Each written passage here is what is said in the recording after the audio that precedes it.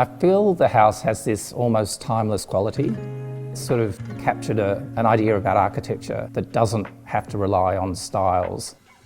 As an architect, it's very interesting having a client who has this sense of purpose. As a client, he had this dream of building a house on this incredible block of land. The material fundamentally that you see is the Corten steel. It's an amazing material in that it has that patina that just seems to change over time as it continues to oxidize. It just seems like it's natural. It's not a fault, it's just a natural part of it.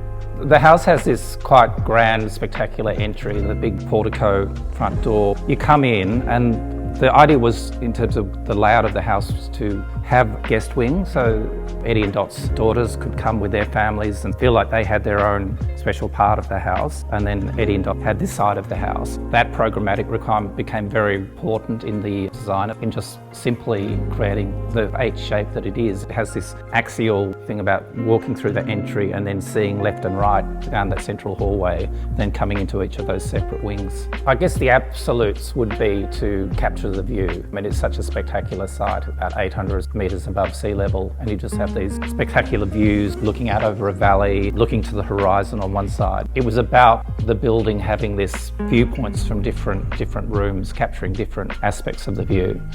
The concrete floor gives it still that very much a construction stage quality, but in a really great way, because it makes you feel sort of the tactility, the materiality of the building. And then things like the kitchen, the interior designer worked with the clients on the kitchen, and I really like that bluey green. It's almost like a petroleum colour with the glass and the bush hammered sort of surface to the main island bench. Talking about the finishes of the fireplace and the bathrooms, the clients used a Marrakesh finish, which is a very sort of traditional hard plaster render which has a polish to it. It has got that sense of a very natural hand-wrought material that works really well with the house. And then the house has 32 kilowatts of power being generated from solar panels over the rooftop, as well as using a geothermal system. So the house has a level of sustainability which is very, very high. On a day like today, you come here and it's just blowing a gale outside and it's freezing cold, and the house then feels really warm and cozy and protective inside, and that's what's a really nice thing to be able to create in a house, to have that sense of protection against the elements, whatever happening out there. You're trying to create something that works to the clients and their life and how they're going to use it. It works to an idea about how do we build, and it works to an idea of living in the landscape.